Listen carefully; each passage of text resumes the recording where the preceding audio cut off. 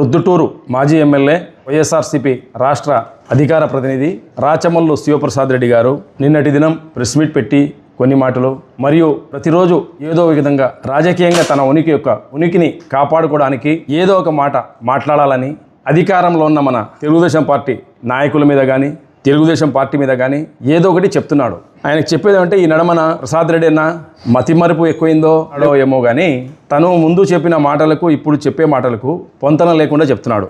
అలాగే వారి యొక్క నాయకుడు జగన్మోహన్ రెడ్డి గురించి రాయలసీమ రత్నమని అలాంటి నాయకుడు లేడని మహాత్మా గాంధీ అంతటి నాయకుడని పొగుడుతున్నాడు. మా నాయకుడు పట్టాభిరామ్ గారు మొన్నటి దినం వచ్చి జగన్మోహన్ రెడ్డి గురించి పిరికి పంద దొంగ గజ దొంగ అని చెప్పినాడని దానికి కౌంటర్గా ఆయన చెప్పినాడు.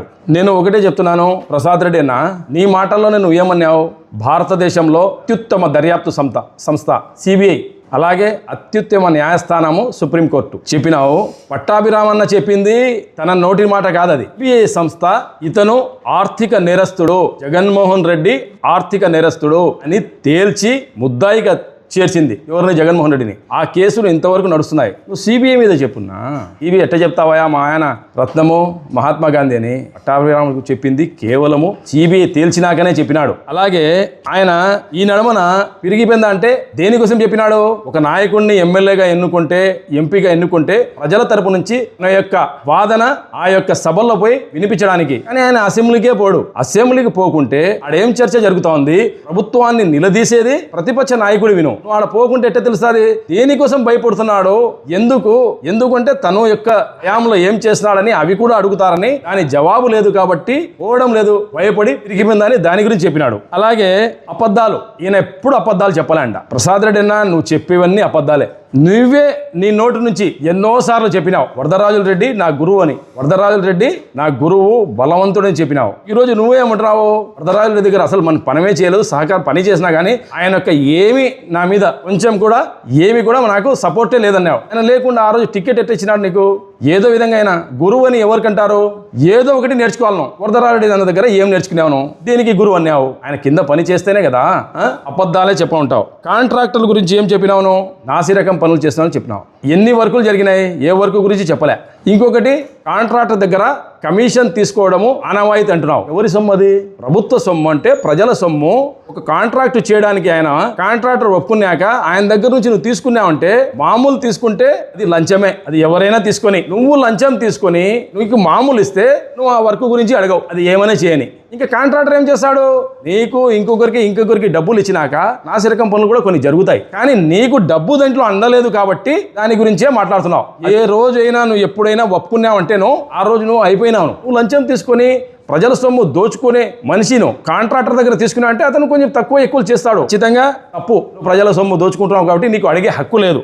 అలాగే రాష్ట్రంలో నీ తరపు నుంచి మా పరువు పోతుంది, ప్రొద్దుటూరు పరువు, కడప జిల్లా పరువు. ప్రతి దానికి మా కడప భాష మా జగన్మోహన్ రెడ్డి గురించి ఎట్టే చెప్పినాడని కాకినాడలో ఉండే ఎమ్మెల్యే చెప్తే అంత పెద్ద రియాక్ట్ అయినాను. కానీ అదే ఆడ నుంచి వాళ్ళు ప్రతి ఒక్కరూ తిట్టడమే. నీ తరపు నుంచి మా ప్రొద్దుటూరులో పరువు పోతుంది, కడప జిల్లా పరువు పోతుంది. మీ నాయకుడిని తిడితేను ఏందో చేస్తాను, కాకినాడ అయినా తిడితే రాజమండ్రికి పోతా అంటావు. కానీ డైరెక్ట్ నీకే తిట్టినారు వాళ్ళు. తిట్టినప్పుడు పోవాలి కదా నువ్వు కాకినాడకే.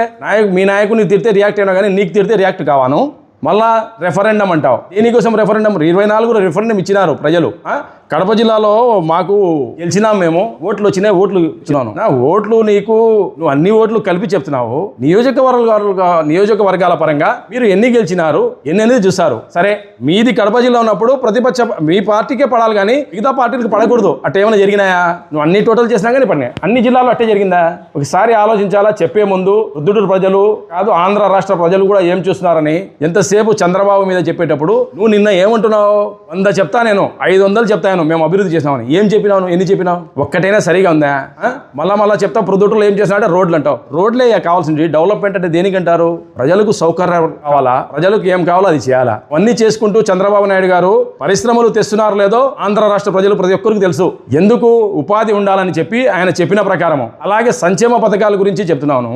సంక్షేమ పథకాలు మీ హయాంలో ఎట్ట జరిగినాయో దానికంటే మెరుగ్గానే జరుగుతున్నాయి.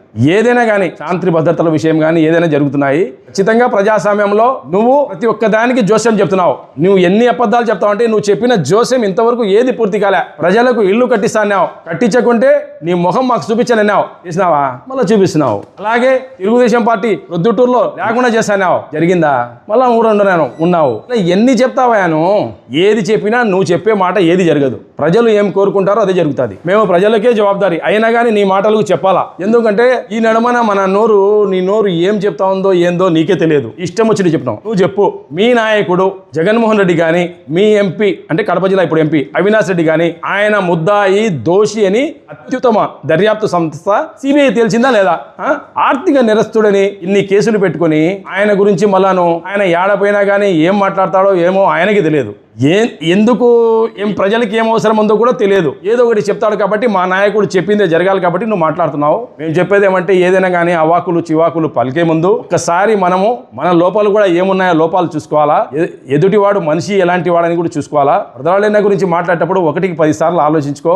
ఏదో ఒక విధంగా అయినా నీకు సహాయపడినాడు. ఆ రోజు కౌన్సిలర్ టికెట్ ఇవ్వడంతోనే నువ్వు కౌన్సిలర్ అయినావు. ఆ తర్వాత నీకు యొక్క రాజకీయ ప్రస్థానం మొదలైంది. ఎందుకు ప్రధాన దగ్గర నుంచి నువ్వు దూరం అయినావో అది కూడా తెలుసుకో. అరే వాళ్ళ కొడుకు గురించి ఇళ్ళ గురించి అంటే వదిలిపెట్టు, నీ గురించి చెప్పు. రెఫరెండం దేని గురించి పెట్టాలా? ఎప్పుడైనా కానీ నువ్వు రెడీ. వివేకానంద రెడ్డి మర్డర్ ని ఎవరు చేసినారు? రెఫరెండం పెడతాం. వైఎస్ కుటుంబంకు సంబంధం ఉందా లేదా? అలాగే ప్రొద్దుటూరులో కూడా ఒక మర్డర్ జరిగింది, నందం సుబ్బయ్యది. రెఫరెండం పెడతాం. నీ యొక్క కుటుంబ సభ్యులకు సంబంధం ఉందా లేదా అనేది. ఎప్పుడైనా ఒకటి. దీనికి ఓకేనా? ఎప్పుడైనా చెప్పు. రెడీ.